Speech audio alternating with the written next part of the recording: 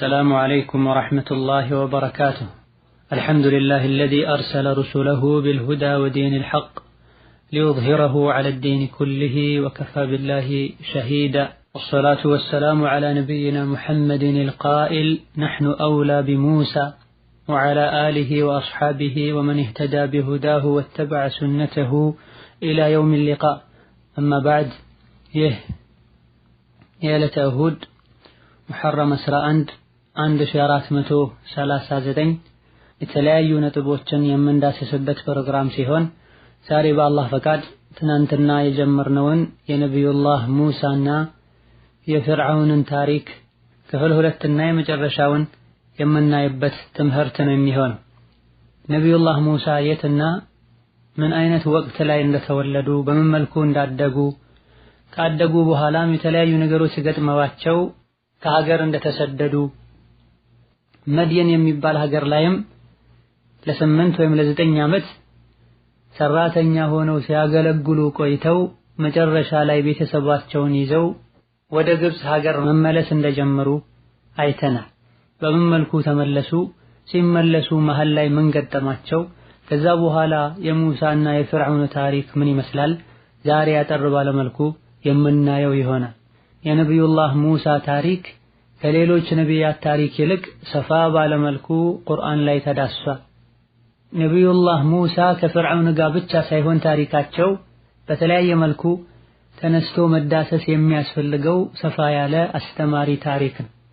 ነብዩላህ ሙሳ ከአላህ ወልይ ወይም ከአላህ ነቢይ ከኸድር ጋር የነበራቸው ታሪክ ምን ይመስል እንደነበረ፣ ነብዩላህ ሙሳ ከህዝባቸው ከበኒ እስራኤሎች ጋር ፍርዓውን ከጠፋ በኋላም ይሁን ከመጥፋቱ በፊት የነበራቸው ሁኔታ ምን ይመስል ነበረ፣ ነብዩላህ ሙሳ ከወንድማቸው ከሃሩን ጋር የነበራቸው ታሪክ ለብቻው መዳሰስ የሚያስፈልገው ነው።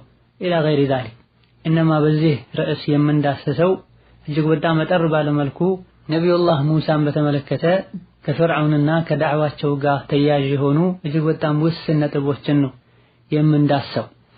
ሙሳ አለይሂ ሰላም በእጃቸው ነፍስ በመጥፋቱ ምክንያት ግብጽን ትተው ከፍርዓውንና ከአጋዦቹ በመሸሽ ሀገር ጥለው ወጥተዋል።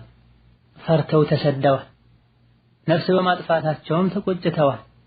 ምንም እንኳ ነፍስ ቢያጠፉም የጥፋተኝነት ስሜት ቢሰማቸውም ረቢ እግፊር ሊ ጌታዬ ሆይ ማረኝ ብለዋል።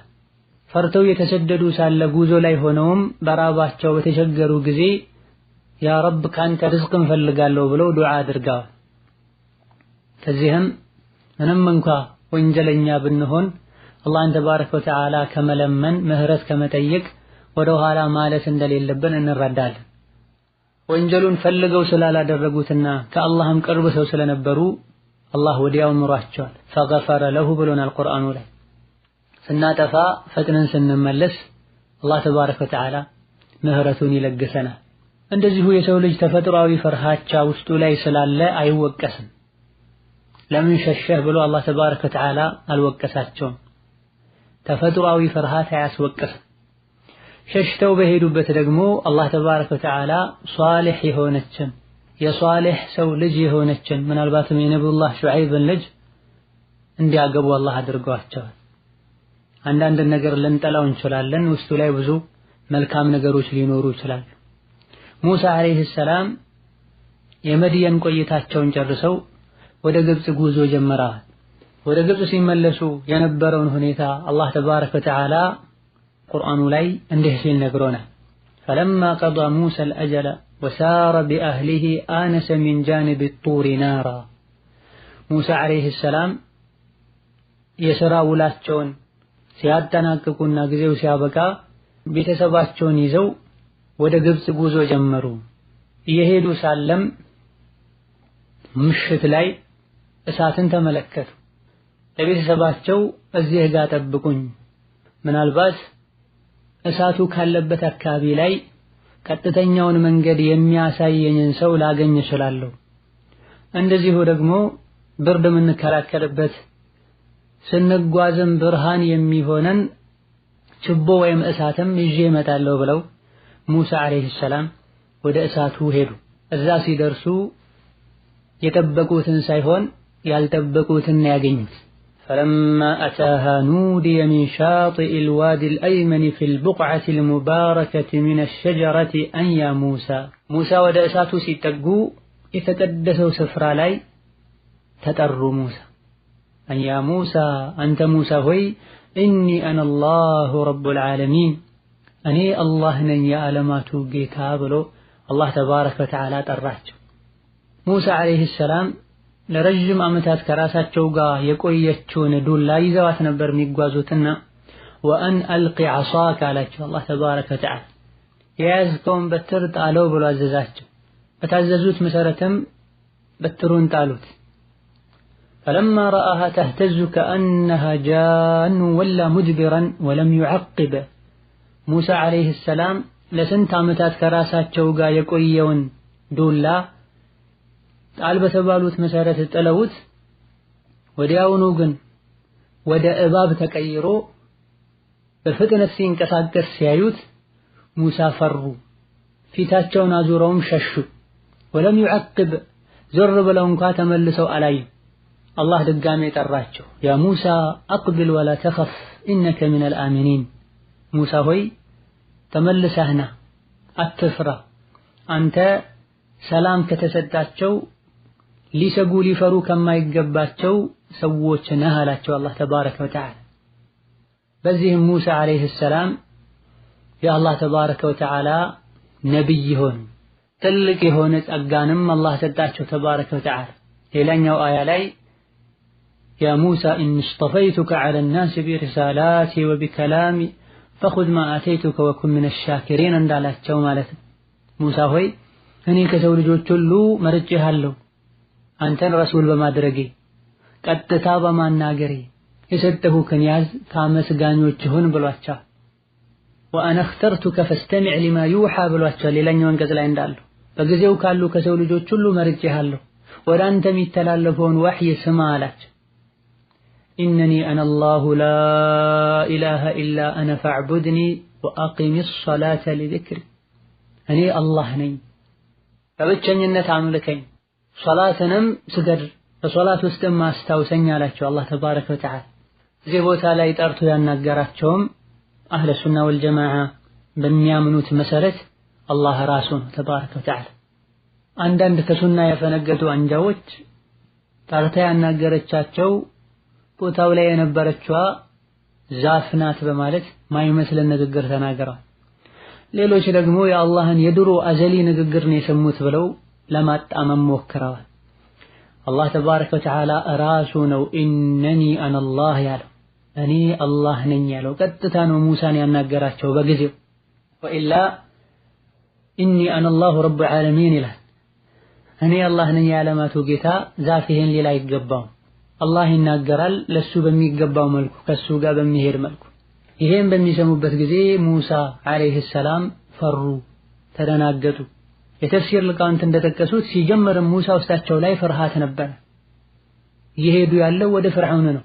መጀመሪያ ከዛ ሸሽተው ነበር የወጡት። ምን ሊገጥማቸው እንደሚችል አያውቁም።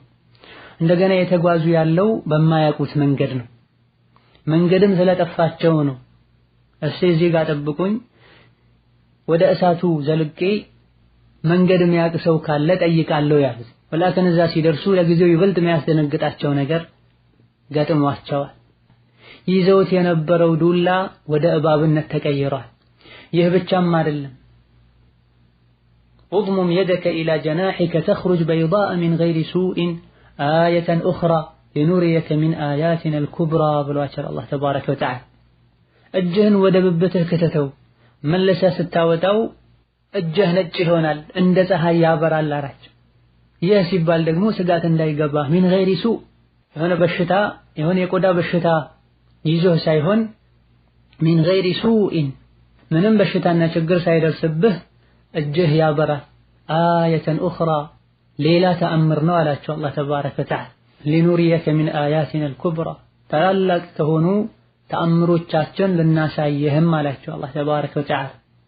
በስጋትና በፍርሃት ተውጠው ስለነበረም اضمم يدك الى جناحك من الرهب ብሎ አላህ የሚረጋጉበትን መንገድ አሳይቷቸዋል። እጅህን ደረትህ ላይ አስቀምጥ ብሏቸው ሚን አልረህቢ ፍርሃትና ድንጋጤው እንዲወገድልህ ብሎ አላህ ተባረከ ወተዓላ ድንጋጤን ፍርሃትን ማስወገጃ መንገድን አስተምሯቸው። የደነገጠ ሰው እጁን ልቡ ላይ ሲያስቀምጥ መረጋጋት ይችላል። ፈዛኒከ ቡርሃናኒ ሚን ረቢክ ኢላ ፍርዐውነ ወመለኢሂ ኢነሁም ካኑ ቀውመን ፋሲቂና። እነዚህ ተአምሮችን ይዘህ ሂድ ወደ ፍርዐውን ህዝቦች፣ እነሱ አፈንጋጭ ህዝቦች ናቸው፣ አስተምራቸው፣ ገስጻቸው ብሎ አላህ ተባረከ ወተዓላ ነቢይ አድርጓቸዋል። ሌላኛው አንቀጽ ላይ ኢዝሀብ ኢላ ፊርዐውነ ኢነሁ ጠጋ እንዳለው ማለት ሂድ ወደ ፍርዐውን፣ እነሆ ፍርዐውን ድንበር አልፏል። ማንም ያልተናገረውን ንግግር ተናግሯል። አነ ረቡኩሙል አዕላ፣ እኔ ሀያሉ የበላዩ ጌታችሁ ነኝ ብሏል። ራሱን አምላክ አድርጓል። ሂድ አስተምረው በማለት አላህ ተባረከ ወተዓላ ሙሳን አዟቸዋል። ትናንትና ወንጀለኛ ነኝ ብሎ ከሀገር ሸሽቶ የወጣን ሰው ሊገድልህ የሚፈልገውን ሰው ሄደህ አስተምር ብሏቸዋል። ሙሳ አለይሂ ሰላም ይህ ትዕዛዝና መመሪያ በተሰጣቸው ጊዜ የጉዳዩን ከባድነት በማወቅ ጌታቸውን እገዛ ጠይቀዋል። ይህን ጉዳይ በአግባቡ እንዳይወጡ ሊያደርጋቸው የሚችል ነገር እንዳለም በማስታወስ ቃለ ረቢ ኢኒ ቀተልቱ ሚንሁም ነፍሰን ፈአኻፉ አን የቅቱሉን ብሏል። ጌታዬ ሆይ ከአሁን ቀደም ከነሱ ውስጥ ነፍስ አጥፍቻለሁ እንዳይገድሉኝ እፈራለሁ ብለው ለጌታቸው ተናግረዋል። አላህ ተባረከ ወተዓላ እኔ ከናንተ ነው ያለሁት፣ በጭራሽ በክፉ አይነኩህም አይደርሱብህም ብለው አረጋግቷቸዋል። ሙሳም ዓለይሂ ሰላም ረቢ ሽረሕ ሊ ሰድሪ፣ ጌታዬ ሆይ ልቤን ሰፊ አድርግልኝ፣ በዳዕዋ ጉዳይ ላይ የሚደርሱብኝ ነገሮችን ሁሉ መቋቋም እንድችል፣ ጉዳይንም ገር አድርግልኝ፣ ያዘዝከኝን ነገር ማድረስ እንድችል፣ መላሴ ላይም የመንተባተብ ችግር አለና ይሄንንም ማስወግድልኝ፣ ብዙዎችን ተናግሬ ማሳመን እችል ዘንድ፣ ንግግሬን እረዱኝ ዘንድ። ወጅዐል ሊ ወዚራን ሚን አህሊ፣ ከቤተሰቦቼም ረዳትን አድርግልኛል። ነቢይ ከመሆናቸው ጋር አላህ ተባረከ ወተዓላ ቀጥታ አናግሯቸው ሙዕጂዛን ተአምርን ሰጥቷቸውም ረዳት አጋዥ ያስፈልገኛል አሉ። የአላህን ተባረከ ወተዓላ ትምህርት ለማድረስ ሰዎችን ለማስተማር ነቢይ ረዳት ካስፈለገው ከነቢይ በታች ያሉ አስተማሪዎች ረዳት ያስፈልጋቸዋል። አስተማሪዎች ከአስተማሪዎች ጋር ሊተጋገዙ፣ አስተማሪዎች አስተማሪ ካልሆኑ ከተራ ሰዎችም ጋር ሊተጋገዙ፣ ሌሎችም ሰዎች በሚችሉት ሁሉ የሚያስተምሩ ሰዎችን ሊያግዙ፣ ሪሳላውን ትምህርቱን ለማድረስ ሁሉም የበኩሉን ሊያደርግ ይገባዋል። ሚን አህሊ ያሉ ይህ አጋዥና ረዳት ከቤተሰብ ሲሆን ደግሞ ጠቀሜታው የጎላ ይሆናል። መተዛዘን፣ መደጋገፍ ይበልጥ ይኖራል። ሃሩን አኺ፣ ከቤተሰብ አጋዥ እንድታደርግልኝ የምፈልገው ሃሩንን ነው ወንድሜን ነው። ከቤተሰብ ውስጥም ደጋፊው አጋዡ ወንድም ሲሆን ደግሞ የታሰበው ነገር ይበልጥ ይሳካል። ወንድም ለወንድሙ ይቆረቆራል፣ ከለላ ይሆናል። ኡሽዱድ ቢሂ አዝሪ ወአሽሪኩ ፊ አምሪህ፣ ለወንድማቸውም መልካምን ነገር ተመኙ። እንደው አጋዥ ብቻ የኔ ተከታይ ብቻ አታድርገው፣ እንደኔ እሱንም ነብይ አድርገው፣ ጀርባዬን በሱ አጠንከረልኛ፣ እናመሰግንህ ዘንድ እናወድስህ ዘንድ አንተኛን ጠንቅቀህ ታቀናለህ በማለት ዱዓቸውን አጠናቀቁ። አላህም ተባረከ ወተዓላ የጠየከውን ሰጥቻለሁ አላቸው ለሙሳ አለይሂ ሰላም። ከዛ በኋላ በህፃንነታቸው የዋለላቸውን ውለታ አላህ ነገራቸው። እናትህ ወልዳ ሳጥን ላይ አድርጋ ወንዙ ላይ ወስዳ ጣለችህ፣ ወንዙ ዳርቻ ላይ አውጥተው ጣለህ። የኔም ያንተም ጠላት ፍርዓውን አንስቶ ወደ ቤቱ ወሰደህ። ሰዎች እንዲወዱህ አደረግኩህ። መጨረሻ ላይም ወደ እናትህ መለስኩህ። ከዛ በኋላ አድገህም መሃል ላይ ነፍስ አጠፋህ። ብዙ ፈተናዎችንም ፈተንኩህ፣ ከጭንቅ ሁሉ አዳንኩህ። ከሀገር ሸሽተህ ወጥተህም ፈለቢስተ ሲኒነ ፊ አህሊ መድየነ ثم جئت على قدر يا موسى አላቸው። መድየን የሚባል ሀገር ላይ ለዓመታት ቆየ። ከዛ በኋላም አላህ በወሰነው ጊዜ ተመልሰህ መጣህ፣ የሪሳላ ጊዜ ደረሰ አላቸው አላህ ተባረከ ወተዓላ። እንግዲያውስ اذهب أنت وأخوك፣ አንተና ወንድምህ ወደ ፍርዓውን ሂዱ፣ ግልጽ የሆነ የኔን ተአምር ይዛችሁ ለዘብ ያለ ንግግርንም አናግሩት፣ ምናልባት ይገሰጽ ይሆናል፣ አላህን ይፈራ ይሆናል አላቸው።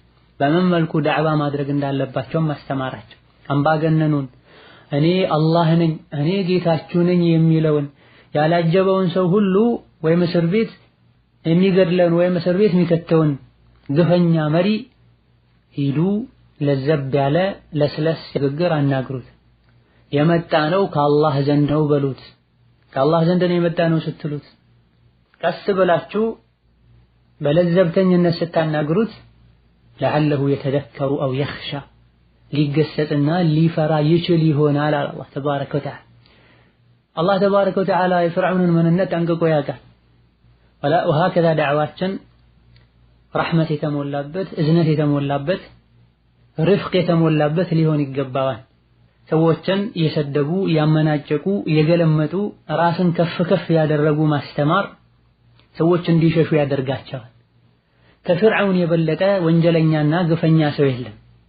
ከመሆኑም ጋር ፈቁላ ለሁ ቀውለን ለይና ለዘብ ያለ ንግግር ተናገሩት ይላቸዋል።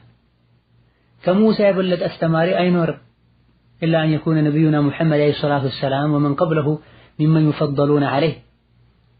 ከመሆኑም ጋር ሙሳን ራሳቸውን በምን መልኩ መናገር እንዳለባቸው ማያት ንግግር መናገር እንዳለባቸው አላህ ተባረከ ወተዓላ ያስተምራቸዋል። አንተ የአላህ ጠላት እንዴት እኔ ጌታ ነኝ ትላለህ አላሉት።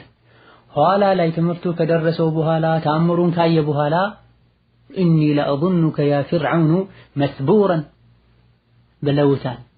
ማስረጃ ከደረሰው በኋላ ሑጃ ከቆመበት በኋላ ሲያጠፋ ያኔ ግን እኔ እንደምጠፋ ይታየኛል ብለዋል። አንተ ድግም ተሰርቶብህ ይመስለኛል ሲላቸው ማለት ነው።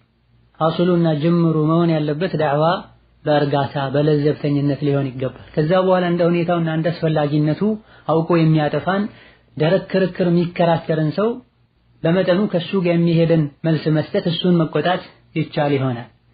ሙሳ ዓለይሂ ሰላም ፍርዓውንን አስተምር ቀስ ብለህ አናግረው ሲባሉ ቃለ ረበና ኢነና ነኻፉ አን የፍሩጠ ዐለይና አው አን የጥጋ ብለው ሊገጥማቸው የሚችለውን ችግር ለአላህ ተባረከ ወተዓላ ተናግረዋል። ገና ንግግራችንን ሐሳባችንን ሳንጨርስ ፈጥኖ ሊገድለን ይችላል። አሊያ ደግሞ ብናስተምረውም በኩራቱ ሊቀጥል ይችላል። አላህ ተባረከ ወተዓላ አትፍሩ እኔ ከእናንተ ጋር ነኝ ሚላችሁን እሰማለሁኝ የሚያደርገውንም አያለሁኝ እኔ አለሁ አላቸው አላህ ተባረከ ወተዓላ። በዚሁ መሰረት ከወንድማቸው ከሃሩን ጋር ወደ ፍርዓውን ሄዱ። ፍርዓውን በክፉ እንደማይነካቸውም አላህ ቃል ገብቶላቸዋል። ፈላ የስሉነ ኢለይኩማ ቢአያቲና አንቱማ ወመን ተበዐኩማ አልጋሊቡን። ፍርዓውንና ደጋፊዎቹ በክፉ አይደርሱባቸውም አሸናፊዎችም እናንተ ናችሁ ብሎ አላህ ቃል ገብቶላቸው ወደ ፍርዓውን ጠጋ ብለዋል። የተላኩት በሑጃ ነው በዋህይ ነው።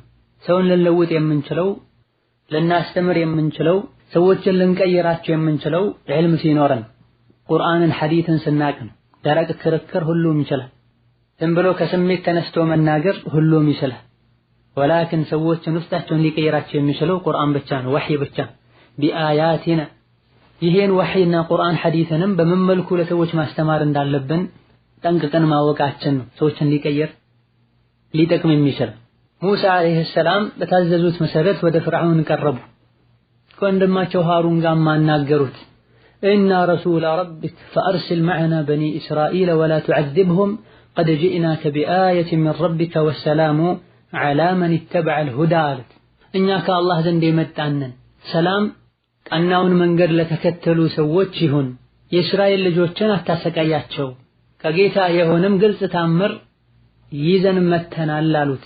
ይሄንን ፍርዓውን እንደተለመደው የአምባገነን ንግግሩን መናገር ጀመረ።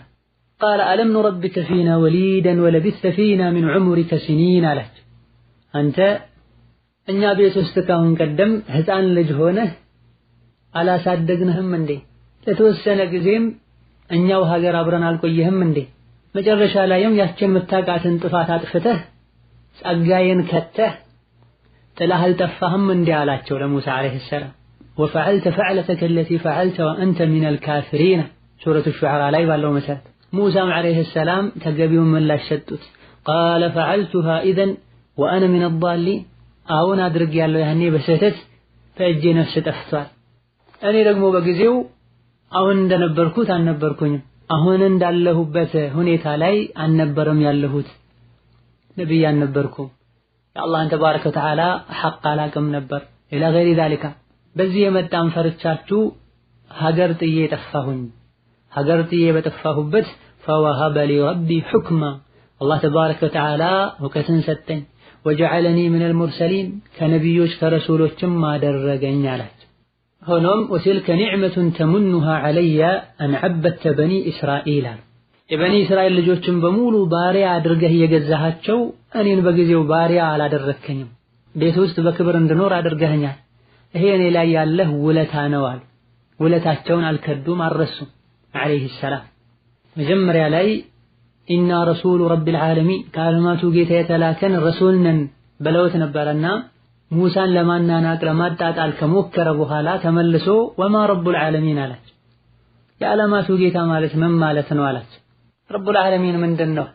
አላህን ተባረከ ወተዓላ ለማስተባበል ሞከረ። ሙሳ ዐለይሂ ሰላም ይሄኔ ረቡ ሰማዋቲ ወልአርድ ወማ በይነሁማ ኢን ኩንቱም ሙቂኒን አሉት። የሰማይ የምድር በመሃሉም ያሉ ነገሮች ሁሉ ጌታ ፈጣሪና ተንከባካቢ ማለት ነው ረቡል ዓለሚን ማለት አሉ።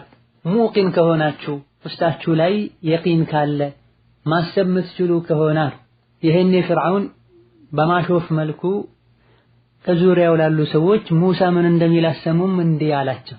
ይሄኔ ሙሳ ዐለይሂ ሰላም ፍርዓውንን ማንነቱን ምንነቱን መነሻውን እንዲያውቅ የሚያደርግን ንግግር ተናገሩ። ረቡኩም ወረቡ አባኢኩሙል አወሊን አሏቸው። አላህ እኮ ብሎ ማለት የእናንተም የአባቶቻችሁም አባት ነው። እናንተ አልነበራችሁም፣ ካልነበራችሁበት ያስገኛችሁ አላህ ነው። ወላጆቻችሁንም ካልነበሩበት ያስገኘው አላህ ነው አሏቸው። ይሄኔ ፍርዓውን የሚሰጠው ምላሽ አጣ፣ ደነገጠ። ምክንያቱም ትናንት እንዳልነበረ ያውቃል። ሰው ነው፣ ፍጡር ነው። ይሄኔ የማስረጃ እጥረት ያለበት ኩራተኛ የሆነ ሰው የሚናገረውን ንግግር መናገር ጀመረ። ኢነ ረሱለኩም አለዚ ኡርሲለ ኢለይኩም ለመጅኑን፣ ወደ እናንተ ተላኩኝ ነብይ ነኝ ያለ የሚያወራው ግለሰብ መጅኑን ነው፣ እብድ ነው። በዚህ ንግግሩ ሙሳን ብቻ ሳይሆን አላህንም ተባረከ ወተዓላ ተዳፈረ ፍርዓውን። አላህ እንዴት ብሎ ነው እብድ የሆነን ሰው መልእክተኛ አድርጎ የሚልከው? መልእክተኛ የሰው ልጆች ሁሉ ምርጥ ነው። አስቀድሞስ ቢሆን ወማ ረቡል ዓለሚን ብሏል። የምን ረቡል ዓለሚን ነው ብሎ አላህንም ለማስተባበል ሞክሯል። ሙሳን ዐለይሂ ሰላም እብድ ናቸው ባለበት ጊዜ ሙሳ አሁንም አላህን የማስተዋወቅ ስራቸውን ቀጠሉ። ለራሳቸው አልተከላከሉ። እኔ እብድ አይደለሁም መጅኑን አይደለሁም እንዴት እብድ ትለኛለህ አላሉ። የነብያችንን ባህሪ ይሄው ነበር። የተለያዩ አጋጣሚዎች ላይ አላህ ነበር መልስ የሚሰጥላቸው። ሻዒር ነው ሲሏቸው፣ መጅኑን ነው ሲሏቸው፣ ድግምተኛ ነው ሲሏቸው ነብይ መሐመድ ዐለይሂ ሰላቱ ሰላም ራሳቸው መልስ አይሰጡም ነበር። ወማ ሷሂቡኩም ቢመጅኑን እያለ አላህ ነበር መልስ የሚሰጥላቸው። እነሆ እዚህም ጋር ሙሳ ለራሳቸው አልተከላከሉም። አላህን የማስተዋወቅ ስራቸው ላይ ቀጠሉ። ቃለ ረቡል መሽሪቂ ወልመግሪቢ ወማ በይነሁማ ኢን ኩንቱም ተዕቂሉን፣ እኔ እኮ የላከኝ ጌታ ኑ ወደሱ ያልኩኝ የጠራኋችሁ ያለው ጌታ ረቡል መሽሪቂ ወልመግሪብ የምስራቅም የምዕራብም ባለቤት ነው ጌታ፣ የአድማሱ በሙሉ የፍጥረቱ በሙሉ ጌታና አስገኝ ነው። ኢን ኩንቱም ተዕቂሉን፣ አቅል ካላችሁ አሉ። የአቅል አለመኖር ነው ያለማሰብ ችግር ሆኖ እንጂ ረቡል ዓለሚን የእናንተ ጌታችሁ አምላካችሁ አላህ ነው። ሰማይ ምድርን የፈጠረው ጌታ፣ ሰማይና ምድርን የፈጠረው እሱ መሆኑን ካመናችሁ መመለክ ያለበትም እሱ ብቻ መሆኑን ልታምኑ ይገባችኋል መታስቡ ከሆነ። ይህን የፍርዓውን መልስ መስጠት አልቻለም። ሙሳን ለማሸበርና ለማስፈራራት ፈለገ። ዛተባቸው። ለኢን ተኸዝተ ኢላሃን ገይሪ ለአጅዐለነከ ሚነል መስጁኒን አላቸው። እኔን ትተህ ሌላ አምላክ የምታመልክ ከሆነ ሰዎችንም ወደዛ የምትጣራ ከሆነ ከእስረኞች አደርግሃለሁ አላቸው። ፍርዓውን ያላጀበውን ሁሉ ይገድላል ያስራል ብለናል። እስር ቤት ላይ ብዙ ሰዎች አሉ ማለት ነው። ከእስረኞች አደርግሃለሁ ከዚህ ድርጊትህ ካልታቀብክ ያላቸው።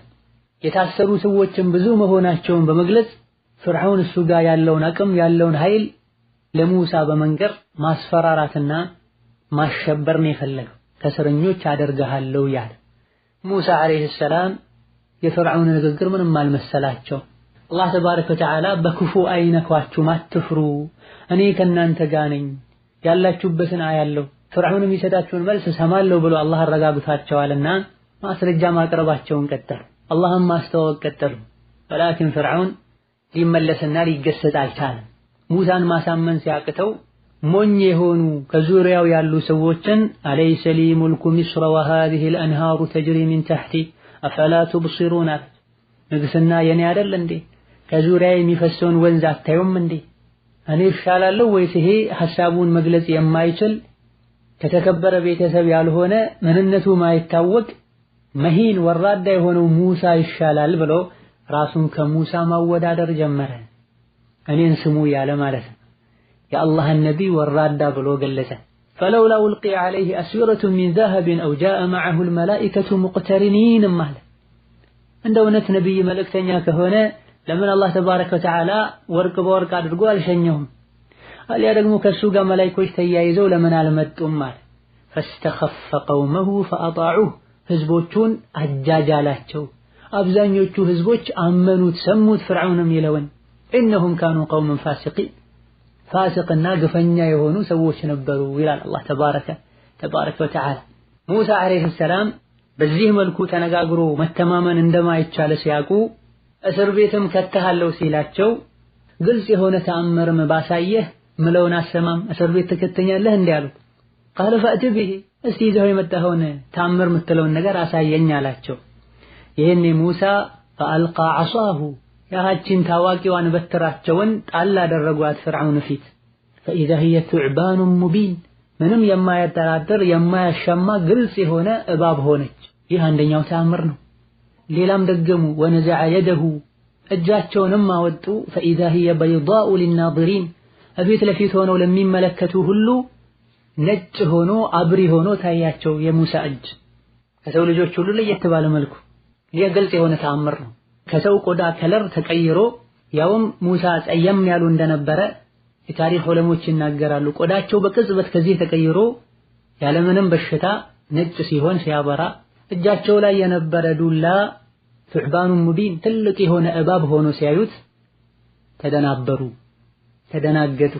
ይህ ተአምር ነው ብለው ዞር ብለው ማሰብና ሙሳን መስማት ሲገባቸው ፍርዓውንም ወደ ጥመት ሰዎችን የመምራቱ አቅላቸው ላይ የመጫወቱን ሥራ ቀጠለ። ኢነ ሃዛ ለሳሒሩን ዐሊም አላቸው። የፊት ለፊታችሁ ታምራለኝ ብሎ የሚጫወትባችሁ ነቢይ ነኝ የሚለው ሰው የተዋጣለት ጥልቅ እውቀት ያለው ድግምተኛ ነው አላቸው። ከሀገራችሁ ሊያባራችሁ ነው የሚፈልገው፣ እንደው ምን ቢደረግ ይሻላል ብሎ ማማከር ፈለገ ህዝቦቹ። ይህንንም አላህ ተባረከ ወተዓላ ሱረቱል ቀሰስ ላይ ፈለማ ጃአሁም ሙሳ ቢአያቲና በይናቲን ቃሉ ማ ሃዛ ኢላ ሲሕሩን ሙፍተራ ወማ ሰሚዕና ቢሃዛ ፊ አባኢና አልአወሊን። ሙሳ ግልጽ የሆነ ተአምርን ይዞላቸው ሲመጣ ይህ የተቀጠፈ ሲሕርና ድግምት እንጂ ሌላ አይደለም፣ እንዲህ አይነት ንግግርም ከአሁን ቀደም ካለፉ ከአባቶቻችን አልሰማንም አሉ። እነሱ የሚከተሉት ዋሕይን ሳይሆን መረጃን ሳይሆን አቅላቸውን ስተት ላይ ያለፉ አባቶቻቸውን። ሙሳ ዓለይሂ ሰላም ረቢ አዕለሙ ቢመን ጃአ ቢልሁዳ ሚን ዒንዲህ ወመን ተኩኑ ለሁ ዓቂበቱ ዳሪ ኢነሁ ላ ዩፍሊሑ ዛሊሙን አሏቸው። ቀናውን ጎዳና ይዞ የመጣው መረጃ መመሪያ ከጌታው ይዞ የመጣው ማን እንደሆነ አላህ ያውቃል። ያማረችው የመጨረሻው ዓለምም ለማን እንደምትሆን አላህ ያውቃል። እነሆ ግፈኞች አይሳካላቸውም አሉ። ፍርዓውንም የሚናገረውን አላጣም። እሱም በበኩሉ ምን እንዳለ አላህ እንዲህ ሲል ይነግረናል። ወቃለ ፍርዓውኑ ያ አዩሀል መለእ ማ ዐሊምቱ ለኩም ሚን ኢላሂን ገይሪ፣ እናንተ ከኔ ውጪ ሌላ አምላክ እንዳለ አላቅላችሁም፣ እኔ ነኝ አምላካችሁ። አንተ ሃማን ሆይ ጭቃ አብኩተህ ወደ ላይ ፎቅ ስራልኝ። ሙሳ ሰማይ ላይ ያለው አላህ ነው የላከኝ ያለ ነው።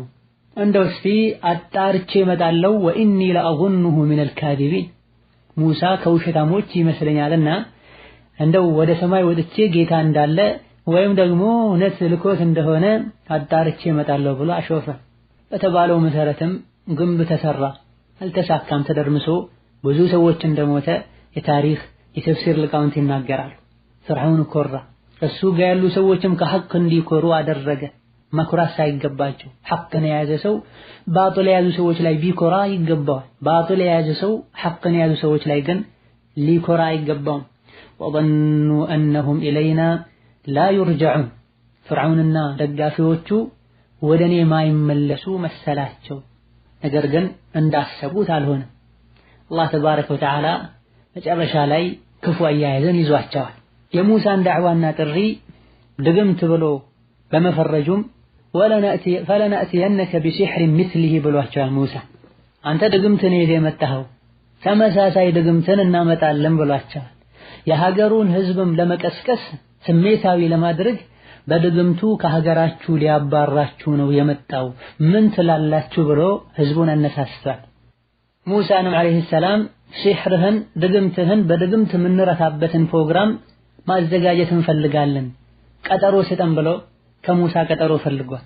ሙሳም አለይሂ ሰላም የታወቀን አንድ ቀን ቀጥረዋቸዋል። በዚህ ቀጠሮ ተስማምተውም ፈተወላ ፍርዓውን ፈጀመዐ ከይደሁ ثم أتى ከዛች ቅጽበት ጀምሮ ሴራውን ሰራ። በየአካባቢው ያሉ ድግምተኞችን እንዲመጡ ጥሪ ያደረገ። የሀገሩንም ህዝብ በሙሉ እገሌ የሚባለው ቀን ላይ ተሰብሰቡ፣ ሙሳ የሚዋረድበት ቀን ነው፣ ድግምተኞቻችን የበላይ የሚሆኑበት ቀን ነው፣ እኛ የምናሸንፍበት ቀን ነው ያለ ቅስቀሳ አደረገ። فجمع السحرة لميقات يوم معلوم የታወቀው የቀጠሮው ቀን ላይ ድግምተኞች ተሰብስበው መጡ። እኛ ካሸነፈን ምን ይደረግልናል ብለው ፍርዓውንን ጠየቁ። ፍርዓውንም ትልቅ ውለታ ይከፈላቸዋል፣ ከዛ በኋላም ከኔ ከንጉሱ ቅርብ ትሆናላችሁ አላቸው። ቀጠሮው ደርሶ አህለል ሐቅና አህለል ባጢል ተገናኙ። የቁርጡ ቀን ደረሰ። ሙሳ አለይሂ ሰላም ድግምተኞች ተሰብስበው ባጢልን ለማንገስ ቆርጠው መነሳታቸውን ሲያዩ ቃለ ለሁም ሙሳ ወይለኩም ላ ተፍተሩ ዐላ ላሂ ከዚበን ፈዩስሒተኩም ቢዐዛብ ወቀድ ኻበ መን ኢፍተራ አላቸው። ሙሳ የመጡት ለማስተማር ነው፣ ለመገሰጽ ነው። ፍርዓውንን እንኳ ማስተማርና መምከር መገሰጽ አልፈሩም። ድግምተኞች ተሰብስበው ባጢልን ለማንገስ ሲያዩአቸው ወይለኩም ወጉዳችሁ ፈላ፣ ወዮላችሁ ላ ተፍተሩ ዐላ ላሂ ከዚበን አላህ ላይ ውሸትን አትቅጠፉ፣ ፈዩስሒተኩም ቢዐዛብ በመጥፎ ቅጣቱ አላህ ያጠፋችኋል ይቀጣችኋል። ወቀድ ኻበ መን ኢፍተራ ቅጥፈተኛ ተዋረደ አሉ ሙሳ አለይሂ ሰላም። ፈተናዘዑ አምረሁም በይነሁም ወአሰሩ ነጅዋ። ይህን ንግግር ሲሰሙ ድግምተኞች ተረበሹ፣ እርስ በርሳቸውም ተጋጁ፣ ንትርክም ጀመሩ።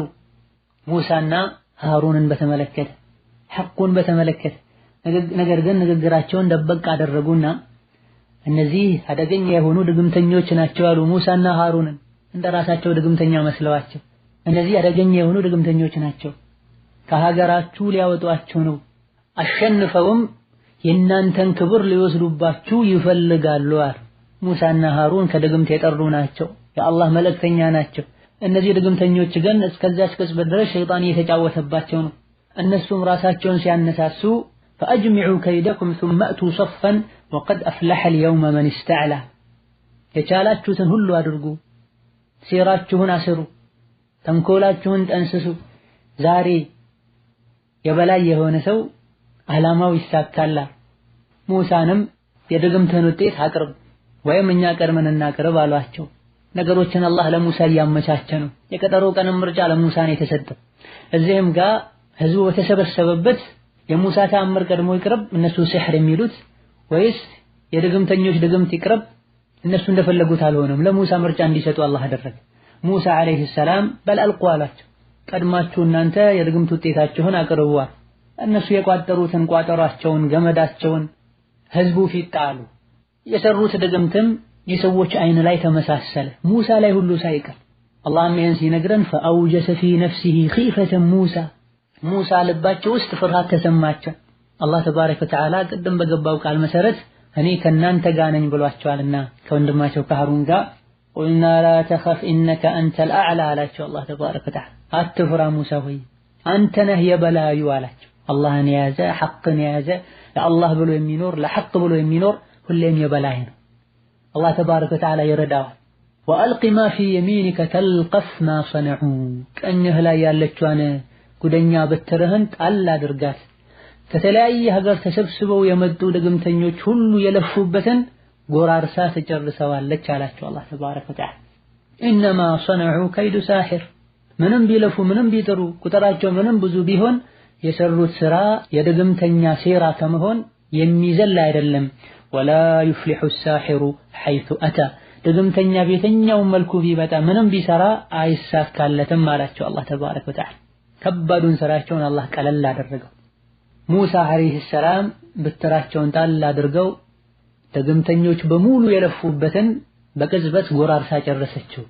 በትራቸውን ጣል ሲያደርጉ ወደ እባብነት ተለውጣ ስንትና ስንት ድግምተኞች የለፉበትን ጎራርሳ መጨረሻ ላይ አንገቷን ቀና በማድረግ ከዙሪያው ያሉ ሰዎችን ማስፈራራት ጀመረች።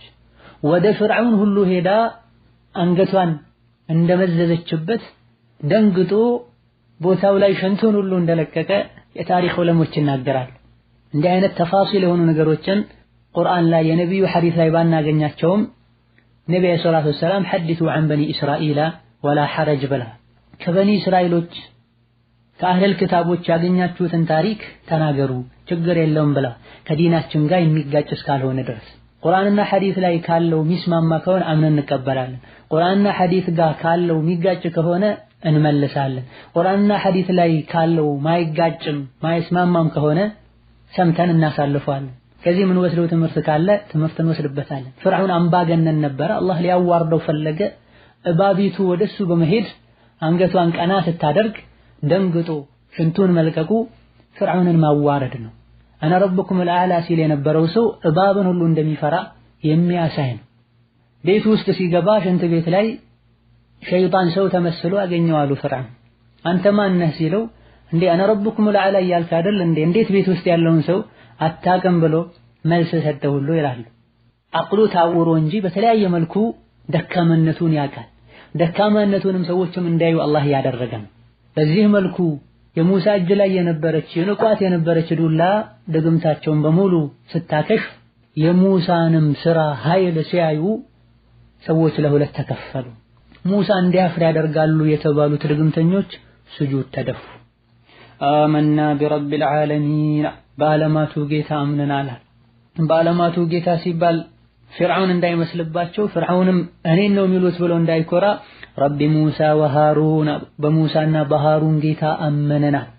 ግፈኛው አምባገነኑ ሸር አስቦ የቀሰቀሳቸው ፍርዓውንም ደነገጠ፣ ተዋረደ፣ ዛቻውን ቀጠለ። ድሮ ዛቻው ሙሳና ሃሩን ላይ ነበር። አሁን ግን በዚህ ክስተት ትምህርት ወስደው ሙሳ ድግምተኛ ሳይሆኑ ከአላህ ዘንድ ተአምር ይዘው የመጡ መሆናቸውን አምነው ተረተው በአላህ ያመኑ ለጌታቸው ስጁድ የደፉ አማኞችም ጭምር ላይ ፍርዓውን ዛተባቸው። አመንቱም ለሁ ቀብለ አን አዘነ ለኩም እመኑ ብዬ ሳልፈቅድላችሁ ለሙሳ ታምኑለታላችሁ እንዴ? ማመንም እምነትን ማስተካከልም በሱ ፍቃድ መሰረት እንዲሆን ይፈልጋል። የሰውን ልጅ በሙሉ ባሪያ ማድረግ የሚፈልግ ሰው ነው። እንግዲያውስ ዋናው ሲሕር አስተማሪያችሁ እሱ ነው አለ። ኢነሁ ለከቢሩኩም الذي علمكم السحر ታላቃችሁ እሱ ነው ድግምት ያስተማራችሁ። ሁላችሁንም በጋራ ምን እንደማደርጋችሁን ያውቃለሁ። እጅ እግራችሁን ቆራርጣችኋለሁ፣ ዛፍም ላይ አንጠለጥላችኋለሁ፣ ከኛ ውስጥ ኃይለኛው ማን እንደሆነ ታውቃላችሁ ብሎ መፎከር፣ ማስፈራራት፣ መዛት ጀመር። ያስተሳሰብ ችግር ያለበት ለያዘው አቋም ማስረጃ የሌለው ስራ ይሄን በጡንቻ መተማመን።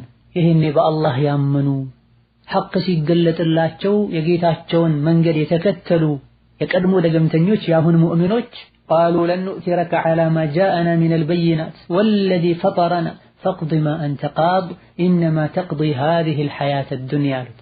እኛ ከጌታችን ዘንድ ከመጣው ግልጽ መረጃ ሙሳ ይዞት ከመጣው ነብይነት ተአምር አንተን አናስበልጥም፣ ከፈጠረን ጌታ አንተን አናስበልጥም። የወሰንከውን ወሰን፣ የወሰድከውን እርምጃ ውሰድ። አንተ የፈለግከውን ብትወሰን እርምጃ ብትወስድ እዚህች ምድር ላይ ነው። አዱንያ ዞሮ ዞሮ ማለቁ አይቀርም፣ መሞታችን አይቀርም። እኛ በጌታችን በአላህ አምነናል። ከአሁን ቀደም ያጠፋነውን ጥፋት ይቅር ይለን ዘንድ አስገድደህ ያሰራህን ስሕርም ይምረን ዘንድ አላህ ካንተ ይሻላል። ወላሁ ኸይር ወአብቃ። ደግሞም አላህ ዘለዓለማዊ ነው። እነሆ ሙጅሪም ሆኖ ከጌታው የተገናኘ ሰው ጀሃነም የሱ መግቢያ ናት። ወይ አይሞት ወይ በሰላም አይኖርም። ጌታው ላይ አምኖ ደግሞ ከጌታው የተገናኘ ሰው መልካምን ስራ የሰራም ሰው እነሱ የላቀ የጀነት ማዕረግ አላቸው። ከበስተሱራ ወንዞች የሚፈሱባቸው ጀነቶችንም ይገባሉ። ራሱን ከወንጀል ያጠራ ሰው ምንዳው ይሄን ይመስላል ብለው ተናገሩ። ሙሳን እንዲዋጉለት ያመጣቸው ሰዎች አምነናል ብለው አረፉ፣ ሽርኩን ተው። ፍርዓውን ምድር ጠበበችው፣ ዛቻው ላይ ቀጠለ። ሲጀምርም ተውኝ ሙሳን ልግደል እያለ ነበር። ዲናችሁን እንዳይቀይርባችሁ ምድር ላይ ፈሳድን እንዳያስፋፋ እያለ ነበር። وقال فرعون ذروني أقتل موسى وليدعو ربه ተውኝ ሙሳን ልግደለው እያለ ከዙሪያ ያሉ ሰዎች ይከለክሉት ነበር። ፍርዓውን የሰጋው አልቀረም። የሰዎችን ዲን ቀየሩ ሙሳ ላኪን የቀየሩት ከመጥፎ ወደ ጥሩ ነው። ሙሳንም በሙሳ ያመኑ በብዙ ሺዎች የሚቆጠሩ ሰዎችንም መበቀል ፈለገ። ያመኑ ሰዎችንም እጅጉን አሰቃየ። ሐቁ ሲወጣና የሙሳ ተከታዮች ሲበዙም የፍርዓውን ደጋፊዎች ፍርዓውንን ያነሳሱት ጀመረ። ድሮ ሙሳን አትግደል ያሉ ያረጋጉት እንዳልነበረው وقال الملأ من قوم فرعون أتذر موسى وقومه ليفسدوا في الأرض ويذرك وآلهتك تللك የሚባሉ ፍርዓውን ዘንድ ቅርብ የሆኑት አንተ ፍርዓውን ሆይ ሙሳና ተከታዮቹን ምድር ላይ ፈሳድን እንዲያስፋፉ አንተን ማምለክን እንዲተው ትፈቅድላቸዋለህ እንዴ ዝም ትላቸዋለህ እንዴ ብለው ገፋፉ። ፍርዓውንም قال سنقتل أبناءهم ونستحيي نساءهم وإنا فوقهم قاهرون ብለው መልስ ሰጣቸው። ላዝም አንላቸው ወንዶቹን እንገድላለን ሴቶቹን ደግሞ በህይወት ያስቀረን ባሪያ አገልጋይ እናደርጋለን። وإنا فوقهم قاهرون እኛ ከባላያቸው ሆነን እንረግጣቸዋለን እንጨቁናቸዋለን። መከራው ስቃዩ አማኞች ላይ በዛ። በዲናቸው የመጣ እጅጉኑ ተሰቃዩ። وما تنقم منا إلا أن آمنا بآيات ربنا لما جاءتنا ربنا أفرغ علينا صبرا وتوفنا مسلمين يالهم دعاء يدرقو نبر. فرعون ይሄን ሁሉ በደልና ግፍ እኮ መታደርስብን በአላህ በማመናችን ነው። ግልጽ የሆነው ከጌታችን የመጣውን ወህይ በመቀበላችን በተአምሩ በማመናችን መልእክተኞቹን እሺ በማለታችን ነው። ጌታችን ሆይ እኛ ላይ ሰብርህን አፍስስ አዝንብብን ታጋሽ አድርገን ሙስሊም አድርገህም ግደለን ብለው ዱዓ ያደርጉ ነበር። ዳሙኑ ሲበረታባቸውም ሙሳም ለህዝቦቻቸው استعيኑ بالله واصبروا አላህን እገዛ ጠይቁት ትዕግስትም አድርጉ ምድር የአላህ ናት ለፈለገው ሰው ያወርሳታል ምድርን። ሆኖም የመጨረሻ ማማር አላህን ለሚፈሩ ሰዎች ነው አሏቸው።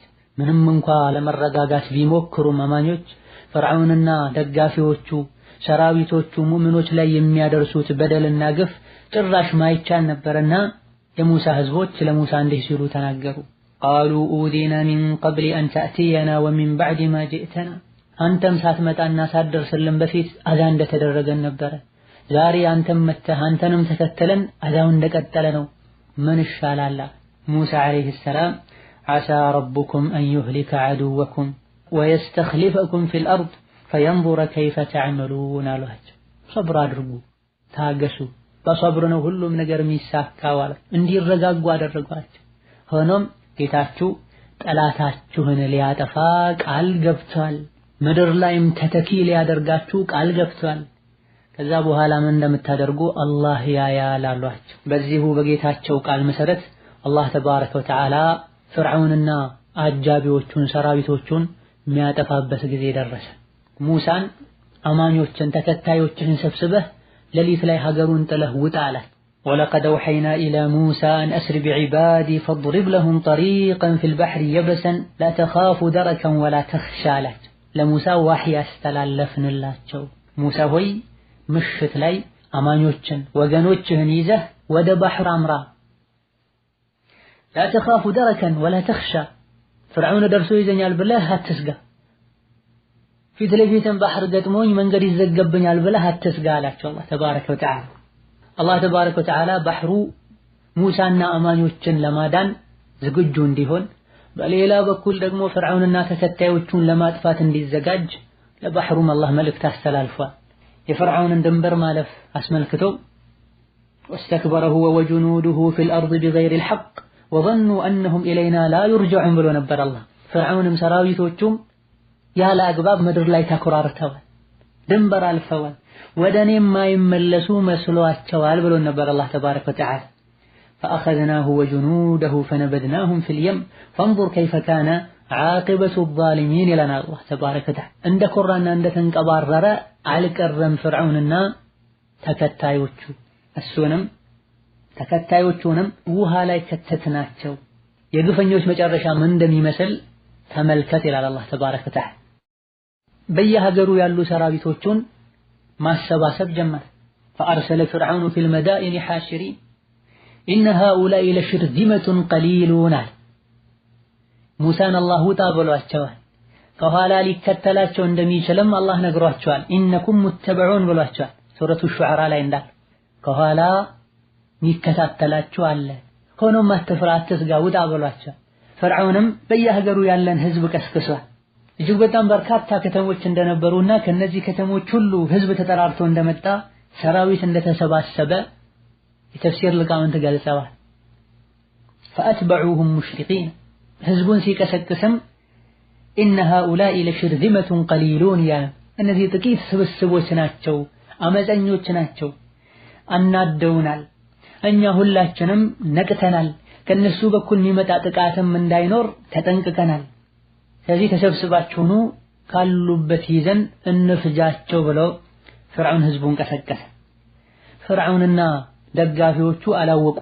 ካሉበት ሀገራቸው ጠራርጎ ሊያወጣቸው አላህ ተባረከ ወተዓላ መንገድ ያመቻቸው፣ በራሳቸው እግር ወደ ጥፋት እየተጓዙ ነው፣ ለራሳቸው ጉድጓድ እየቆፈሩ። ይሄንንም አላህ ተባረከ ወተዓላ አጂብ በሆነ መልኩ ሱረቱ ሹዓራ ላይ ነግሮናል። فأخرجناهم من جنات وعيون وكنوز ومقام كريم كذلك وأورثناها بني إسرائيل لنا ከአባይ ወንዝ በተገኘው የአላህ ኒዕማ የተለያዩ አትክልቶችን ተክለው ነበር፣ የሚያማምሩ ቤቶችንም ከዙሪያቸው ገንብተው ነበር። فأخرجناهم ፍርዓውንና ተከታዮቹን አወጣናቸው ሚን ጀናቲን ከአትክልታቸው ከመናፈሻቸው፣ ወዑዩኒን ከአባይ ወንዝ ተጠልፎ ወደ መንደራቸው እንዲፈስ ወደ አትክልታቸው እንዲፈስ ተደርጎ ከነበረው የመስኖ ውሃቸውም ጥለውት እንዲወጡ አደረግናቸው። ወኩኑዝን ወመቃሚን ከሪም ያለ አግባብ የሰበሰቡት ካዝና ብራቸውን፣ መቃሚን ከሪም የተከበረ ቤታቸውን ማረፊያቸውን ሁሉ ጥለው እንዲወጡ አደረግናቸው። እነሱ ድል አድርገው የሚመለሱ መስሏቸዋል። ነገር ግን እነሱ እንዳሰቡት አልሆነም። ከዛሊከ ወአውረትናሃ በኒ እስራኤል የእስራኤል ልጆች የሙሳ ተከታዮች እንዲወርሷቸው አደረገን። ቦታው ላይ እንዲተኩ ያን ሁሉ ጸጋ እንዲጠቀሙ አደረግናቸው። የእስራኤል ልጆች በሚባሉበት ጊዜ የያዕቁብ ዝርያዎች ማለት ነው። እስራኤል ማለት የያዕቁብ አንድ ስማቸው፣ ያዕቁብ ደግሞ የኢብራሂም ልጅ የልጅ ልጅ ናቸው። ባለንበት ጊዜ እስራኤል ሲባልና ቁርአን ላይ ሐዲስ ላይ እስራኤል በሚባልበት ጊዜ አንድ አይደለም። ያሁኖቹ ጠማሞች ሙጅሪሞች ናቸው። አማ የቀድሞቹ ቁርአን ሐዲስ ላይ ያሉ እስራኤሎች አብዛኞቹ በተለይ መጀመሪያ አካባቢ የነበሩት ኸይረኞች ናቸው፣ የሙሳ ተከታዮች ናቸው። በተወሰነ መልኩ ያኔም ቢሆን አስቸጋሪ ቢሆኑም ማለት ነው። ሙሳ ወንድሜ አላህ ይዘንለት ከኔ በላይ ህዝቦቹ አዛ አድርገውት ታግሰዋል ብለዋል ነብዩ ሰለላሁ ዐለይሂ ወሰለም። መጀመሪያም ሙሳን አታግለዋል። አይናቸው ያየ በሙሳ ምክንያት አላህ አግዞ ፍርዓውን ጠፍቶላቸው ሰላም አግኝተውም ሙሳን አታግለዋል። መጨረሻ አካባቢ ላይ ሁሉ ሃሩንን ወንድምህን የገደልከው አንተ ነህ ብለው የጠረጠሩም አሉ። ከነሱ ውስጥ ከሙሳ ጋር አብረው በሄዱበት ሃሩን ሞተው ነበር አጀላቸው ደርሶ። ከሙሳ ይልቅ አንዳንዶቹ ወይም ብዙዎቹ ሃሩንን ይወዱ ነበር። እኛ ስለምንወደው ካንተ የበለጠም ስለሚያዝንልን በተወሰነ መልኩ ከሙሳ ይልቅ ለዘብተኛ እንደነበሩ ይነገር ነበር። ሙሳ በባህሪያቸው አላህ ኃይለኛ ጉልበተኛ አድርጎ ነው የፈጠራቸው። መጨረሻ ላይ እንደምናየው መለከል መውተን በጥፊ ብለው አይኑን ያጠፉ ሰው ናቸው። ስለዚህ ሃሩን ከኛ ይበልጥ ስለሚቀርብ እኛም ስለምንቀርበው ቀንተህ ነው የገደልከው ብለው ነብይን እስከ መጠርጠር የደረሱ አሉ ከነሱ ውስጥ። በጣም ሲያበዙት መጨረሻ ላይ ወደ ቀብሩ ሄደው ሃሩን አጀላቸው ደርሶ ራሳቸው እንደሞቱ እንዲናገሩ እንዲሰሙ አላህ እንዳደረገ ታሪክ ላይ ተነግሯል። ዑሙመን እዚህ ማለት የፈለኩት የእስራኤል ልጆች በምንልበት ጊዜ እስራኤል ሲባል ባለንበት ጊዜ ህመም ስለሚሰማን የድሮዎቹ እስራኤሎች አላህ ይሄን ሁሉ ኒዕማ ያዋለላቸው ከሙሳ ጋር አማን ሆነው የዳኑ እስራኤሎችና የሆኖቹ እስራኤሎች አንድ እንዳይመስሉን አላህ ሙሳና ተከታዮቹ ፍርዓውንና ሰራዊቶቹ ያለሙትን ሀገር እንዲወርሱ አላህ አደረጋቸው። ተሰብስበው የፍርዓውን ተከታዮች ከሀገራቸው ሲወጡ ሙሳና አማኞችን አጥፍተው ተመልሰው በሀገራቸው በሰላም ይኖሩ ነበር የመሰላቸው። እነሱ እንዳሰቡት አልሆነም። فأتبعوهم مشرقين ሙሳ ህዝቦቻቸውን ይዘው ወደ ባህሩ ጉዞ ጀመሩ። ፍርዓውንና እጅግ በጣም በብዙ መቶ ሺህ የሚቆጠሩ ሰራዊቶቹን ይዞ ሙሳና አማኞችን አግኝቶ ለመበቀል ጉዞ ጀመረ። ሙሳ ባህሩ ጋር ሲደርሱ ፍርዓውንም ሰራዊቶቹን አስከትሎ ሙሳ ካሉበት አካባቢ ሲዘልቅ ወቅቱ ፀሐይ የምትወጣበት ወቅት ነበር። فأتبعوهم مشرقين ንጋት ላይ ደረሱባቸው አለ አላህ ተባረከ ወተዓላ።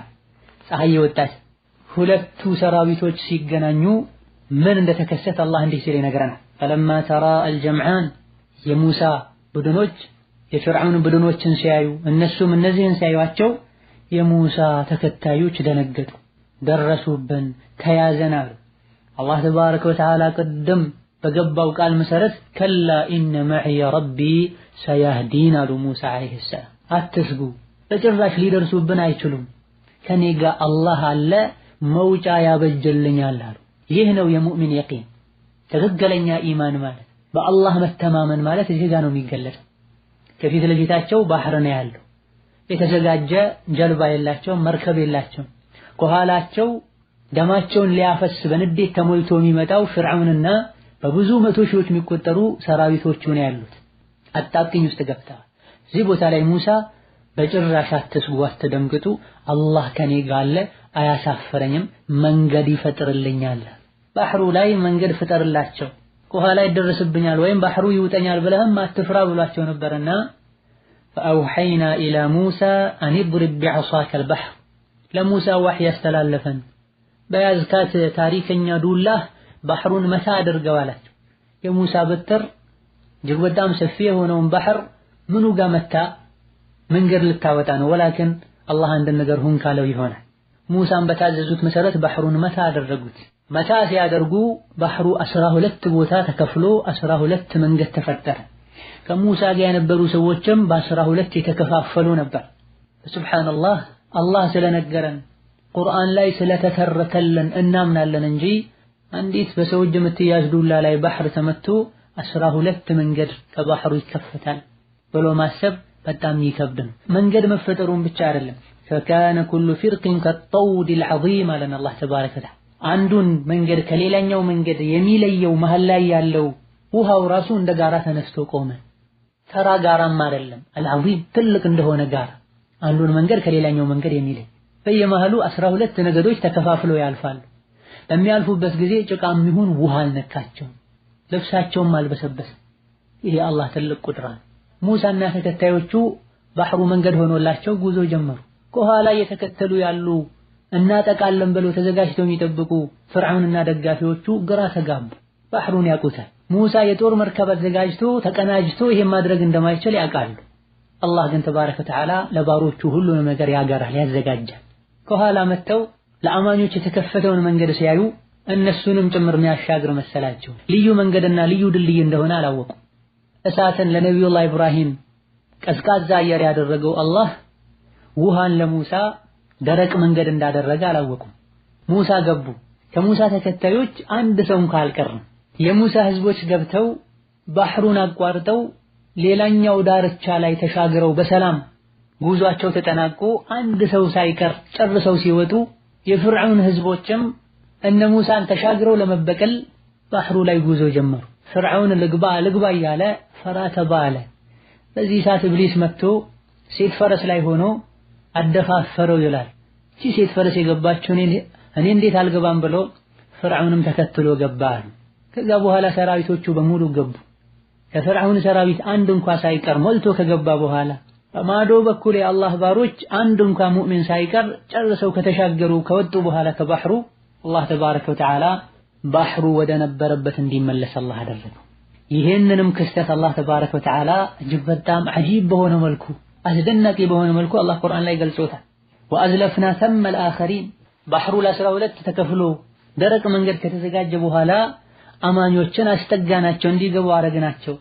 ወአንጀይና ሙሳ ወመን መዐሁ አጅመዒን ሙሳና ከሙሳ ጋር የነበሩትን ሙሉ በሙሉ አንድ ህፃን እንኳን ሳይቀር እንዲሻገሩ አደረግናቸው።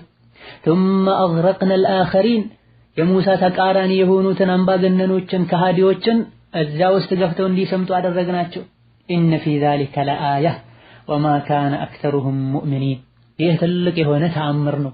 አብዛኞቹ ግን ሙእሚኖች አልነበሩም፣ ከዚህ እንኳን አልተማሩም ይላል። ፍርዓውንና ተከታዮቹ ባህር ውስጥ ሰመጡ፣ ግራ ተጋቡ። ፍርዓውን ጨነቀው፣ ያልጠበቀው ነገር ገጠመው። ሰዎችን ሲያሸብር ሲያስጨንቅ ያለ አግባብ ሲገድል እንዳልነበረው ተገደለ።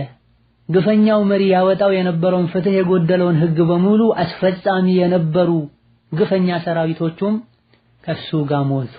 ንግስናህን ይቀማሃል በሱ እጅ ትጠፋለህ ተብሎ በተነገረው መሰረት ስንትና ስንት ህፃናትን ሲጨፈጭፍ እንዳልነበረው ከወንዝ ዳር አግኝቶ ቤቱ ባሳደገው ሙሳ አማካኝነት ተዋረደ።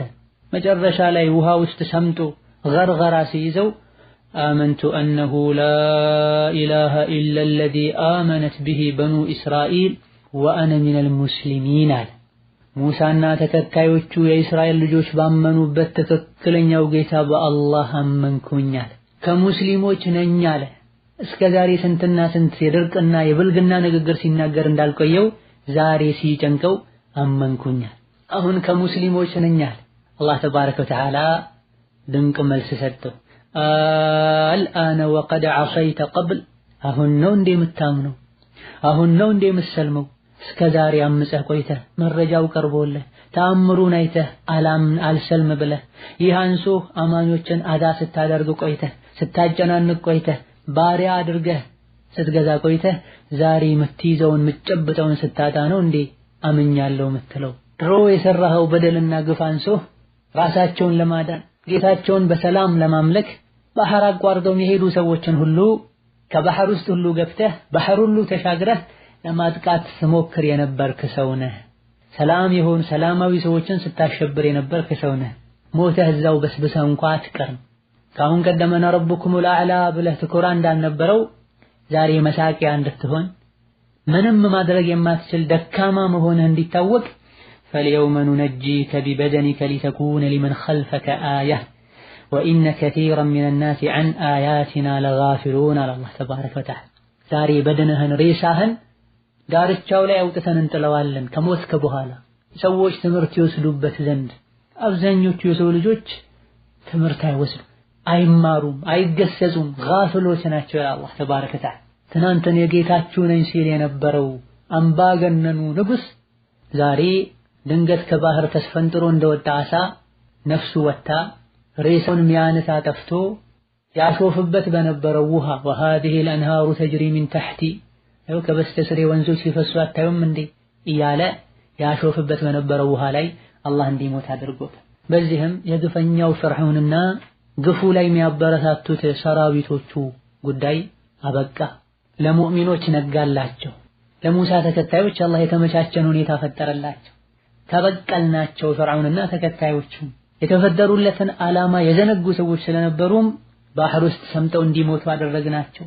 አቅመ ደካማ ተደርገው ተጨቁነው ተበድለው የነበሩ የእስራኤል ልጆችን በሙሳ ያመኑ ሰዎችን አውረስና القوم الذين كانوا يستضعفون مشارق الأرض ومغاربها التي باركنا فيها وتمت كلمة ربك الحسنى على بني إسرائيل بما صبروا ودمرنا ما كان يصنع فرعون وقومه وما كانوا يعرشون الله تبارك وتعالى. لا إسرائيل ልጆች ለሙሳ ተከታዮች ነጋላቸው፣ ምድርን አስወረስናቸው። وتمت كلمة ربك የጌታህ ቃል ተፈጸመላቸው። ونريد أن نمن على الذين استضعفوا في الأرض ብሎ ነበር ትናንትና እንደተጠቀሰን። አቅመ ደካሞችን ምድር ላይ ልናመቻችላቸው እንፈልጋለን ብሎ ነበር። እነሆ አላህ የፈለገው ሆነ። ወቅቱን ጠብቆ ተከሰተ። ቢማ ሰበሩ አለ በመታገሳቸው አለ። በሰብር ነው ሁሉ ነገር የሚገኘው። ሙስሊሙ መከራ ስቃይ ቢበዛበት ሊሰብር ይገባል። የመጠበትን በላ አላህ እንዲያነሳለት ዱዓ ሊያደርግ ይገባል። በዚህ መልኩ ሙሳ አለይሂ ሰላም ከፍርዓውን ተንኮል ዳኑ።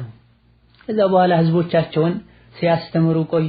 አላማቸውን ከግብ ካደረሱ በኋላ የማይሞት የለምና ሙሳ አለይሂ ሰላም እጀላቸው ደረሰ። መለከል መውት መጥቶ ኢማም አልቡኻሪ ሰሂሐቸው ላይ ባስቀመጡት መሰረት አጂብ ረበክ ጌታህ እየጠራህ ነው መልስ ስጥ አላቸው። ሙሳ አለይሂ ሰላም ሞትን በጣም ይፈሩ ነበር፣ በጣም ይከብዳቸው ነበር። መለከል መውትን በጊዜው የመጣው በሰው ተመስሎ ነው። በዛ ላይ የሞትን ስም ሲጠራባቸው በጣም ደንግጠው ነበርና መለከል መውትን በጥፊ ያሉት። ወዲያውኑ መለከል መውት ወደ ጌታው ተመልሶ ጌታዬ ሆይ ሞትን ወደማይፈልግ ባሪያህ ነው ያላከኝ አለው ለአላህ ተባረከ ወተዓላ። አላህን ተባረከ ወተዓላ ለመላእክታው አይኑን መልሶለት ሂድ ተመልሰህ እጅህን በሬ ላይ ያሳርፍ በለው ለሙሳ። እጅህ ያረፈበትን የበሬውን ፀጉር ያክል ዱንያ ላይ ትኖራለህም ብለህ ንገረው በማለት መላእክታው ድጋሚ ተላከ። ተመልሶ መጥተው ለሙሳ የተባለውን ተናገረ መላእክታው። ሙሳ ከዛ በኋላስ ብለው ጠየቁ። እጄን በሬ ላይ አሳርፌ እጄ ያረፈበትን የበሬ ፀጉር ያክል ዱንያ ላይ ከኖርኩኝ ከዛ ቀጥሎስ ምንድነው የሚሆነው? ትሞታለህ አላቸው። ያ ረበል አነ ሚን ቀሪብ አሉ ሙሳ። ዞሮ ዞሮ መሞቴ የማይቀር ከሆነማ አሁኑኑ ልሙት አሉ። አላህን ተባረከ ወተዓላ ወደ በይተል መቅደስ ወደ አቅሷ ቀረብ እንዲያደርጋቸው ጠየቁ። በይተል መቅደስን በጣም ይወዱ ነበር ሙሳ አለይሂ ሰላም። በጠየቁት መሰረትም አላህ ወደዛ አስጠጋቸው። ወላኪን መንገዱ ዳር ላይ ሞቱ። ነቢያችን አለይሂ ሰላቱ ወሰላም እዛ ቦታ ላይ ብሆን ቀብሩን አሳያችሁ ነበር ብለዋል አለይሂ ሰላቱ ወሰላም። ከዛ በኋላ ዩሽዕ ኢብኑ ኑን የሚባለው ሙሳ ኮትኩተው ያሳደጉት ወጣት የእሳቸውን ስራ ተረክቦ አላህ ነብይነትን ሰጥቶት ህዝቡን ማስተማር ቀጥሏል። የሙሳና የፍርዓውን ታሪክ አጠር ባለ መልኩ በዚህ ያበቃል። ከዚህ ታሪክ የምንማራቸው ትምህርቶች አሉ። ቅሷ በሚነገርበት ጊዜ ለትምህርት ነው፣ ለዓላማ ነው። ልቦለድ እንደሚሰማው ለጊዜው ብቻ ተደንቆ ተገርሞ ለማሳለፍ አይደል። ፈቅሱሲል ቀሰሰ ለዓለሁም የተዘከሩን ተብሎ እሷን ንገራቸው ይገሰጹ ይሆናል ይማሩ ይሆናል ተብሏል።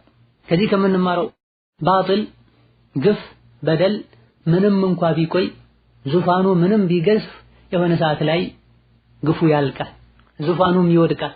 ፍርዓውን ለስንት ዓመታት ሰዎችን አዛ ሲያደርግ እንዳልኖረው መጨረሻ ላይ አላህ እንዲዋረድ ውሃ ላይ እንዲሞት መጨረሻ ላይ ሬሳው ዳርቻ ላይ ወጥቶ እንዲወድቅ አላህ አድርጓል። ስለዚህ ግፍን ልንፈራ ልንጠነቀቅ ይገባናል።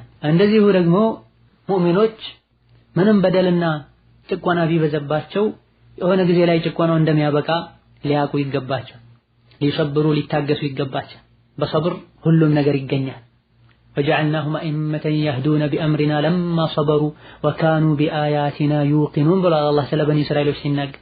የዲን መሪዎች አረግናቸው በታገሱ ጊዜ፣ ባወረድነው አንቀጽ በተአምር ባመኑ ጊዜ ብሏል። ኢማንና ሰብር ካለ ሁሉም ነገር ይገኛል።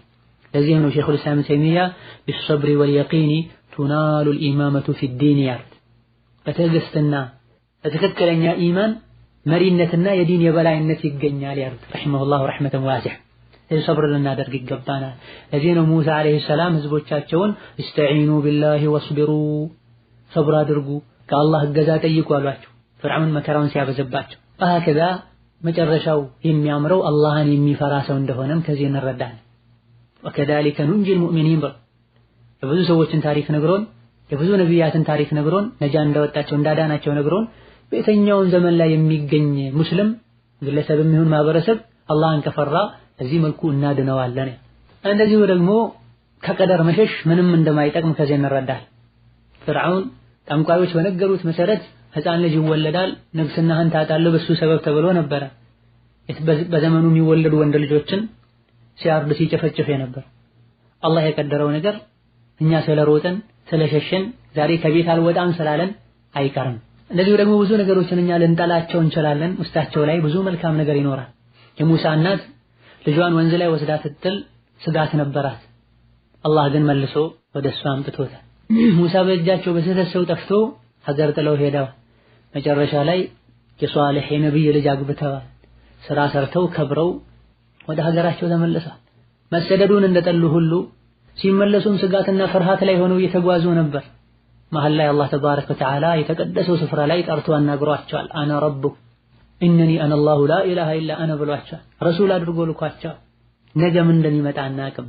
አላህ ላይ መልካም ተስፋ ይኖረን፣ የሚደርሱብን ጫናዎችን እንቋቋም። ወሀከዛ ከዚህ ታሪክ ሙስሊም እህቶች፣ ወጣቱ ተቃራኒ ጾታዎች በምን መልኩ መኗኗር እንዳለባቸው፣ ባዕድ ወንድ ከባዕድ ሴት ቀረቤታቸው ምን መምሰል እንዳለባቸውም ትምህርት እንወስዳለን።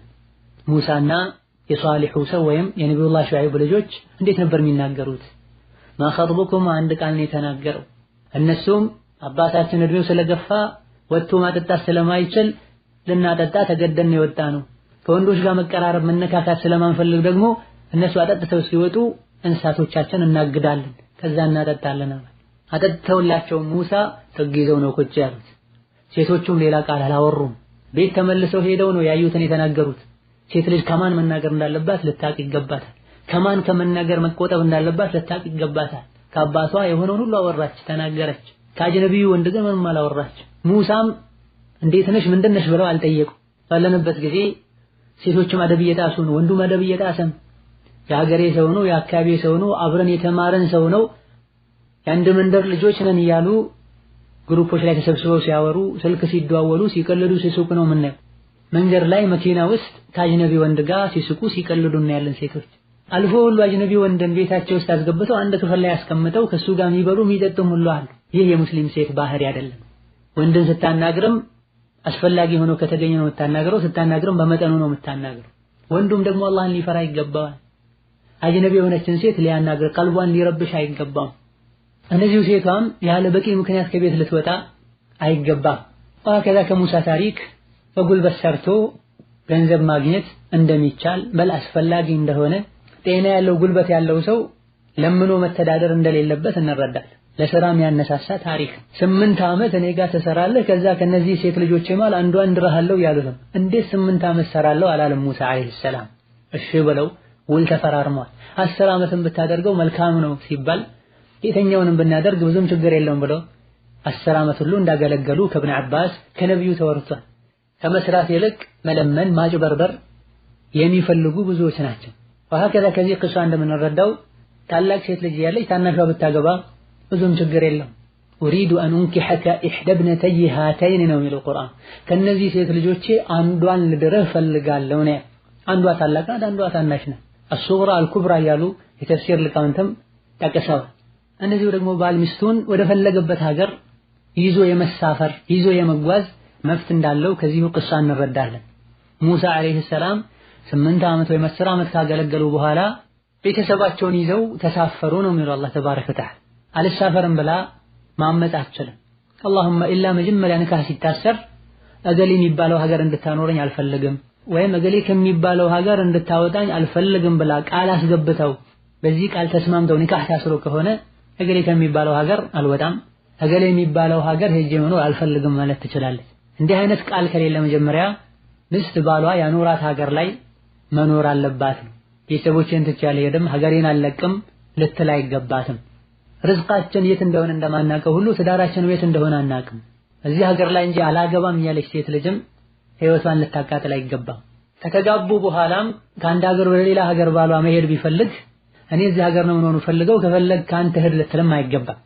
ወሀከዛ ሙእሚኖች እርስ በርሳቸው ይረዳዱ እንደሚገባ የሙእሚኖች ዲናቸው እምነታቸው አንድ እንደሆነ የእምነትን አንድ መሆን ተከትሎ ደግሞ መተሳሰብ መተዛዘን የሱ ችግር የኔ ችግር ነው የሱ ደስታ የኔ ደስታ ነው ልንል እንደሚገባም ከዚሁ ቅሷ እንረዳለን። ሙሳን አላህ ያዳናቸው ፍርዓውንን አላህ ያጠፋው ሙሐረም 10 አሹራ ቀን ላይ ነበር። ነቢያችን አለይሂ ሰላቱ ወሰላም የመዲና አይሁዶች ሲጾሙ አይተዋቸው ለምንድነው የሚጾመው ለምንድነው የሚጾሙት ብለው ሲጠይቁ አላህ ሙሳን ከፍርዓውን ያዳነበት ቀን ስለነበረ አላህን ለማመስገን ሙሳ ጾሙት። እኛ ደግሞ ሙሳ ስለጾመው እንደዚሁ ሙሳን አላህ ስላዳነ እሱንም ለማመስገን ብለን እንጾማለን። ነብዩ ሰለላሁ ዐለይሂ ወሰለም እኛ ከአይሁዶች ይልቅ ለሙሳ ቅርብ ነን ሙሳም ለኛ ቅርብ ነው ብለው ነብዩ ጾመዋል እንዲጾምም አዘዋል። የሙሳን ታሪክም ነብዩ ላይ የወረደው ቁርአን ላይ አላህ በሰፊው ዳስሷል። ይህ ምን ያሳያል? ሙእሚኖች ጊዜ ቦታና ቋንቋ ከለር ሳይገድባቸው በመሃላቸው አንድነት ሊኖር እንደሚገባ አብረው ሊታመሙ አብረው ሊደሰቱ እንደሚገባ የሚያሳይ ነው። አንድ ሩቅ ሀገር ላይ ያለ ሙስሊም ቢታመም ቢቸገር ሌላኛው ሀገር ላይ ያለው ሙስሊም ሊታመም ሊቸገር ይገባል። በአካል ደርሶ መርዳት ከቻለ ደርሶ ሊረዳው በአካል መድረስ ካልቻለ በዱዓ ሊረዳው ሊያስበው ይገባል። የሙሳ ድል የኛም ድል ተደርጎ ነው ነብያችን ሰለላሁ ዐለይሂ ወሰለም ለሙሳ ከነሱ ይልቅ እኛ ቅርብ ነን ያሉት። ሙሳና አማኞቹ የዳኑበትን ቀን እንዲጾም ያዘዙት ነብዩ ሰለላሁ ዐለይሂ ወሰለም። ወሀከዛ እርስ በርሳችን ልንረዳዳ ልንዋደድ ልንደጋገፍ ልንተሳሰብ ልንተዛዘን ይገባናል። አላህ ተባረከ ወተዓላ በሱ ፍርሃቻ የተሞላ ጥበብን የታደለ ልቦና ይስጠን ከፊትና ይጠብቀን። አላህ ካወረደው ወህይ ከሚጠቀሙ ባሮቹ ያድርገን። هذا والله تعالى أعلم وصلى الله وسلم وبارك على نبينا محمد وعلى سائر الأنبياء والمرسلين وعلى صحابته الغر الميامين ومن تبعهم بإحسان إلى يوم الدين والله تعالى أعلم. والسلام عليكم ورحمة الله وبركاته.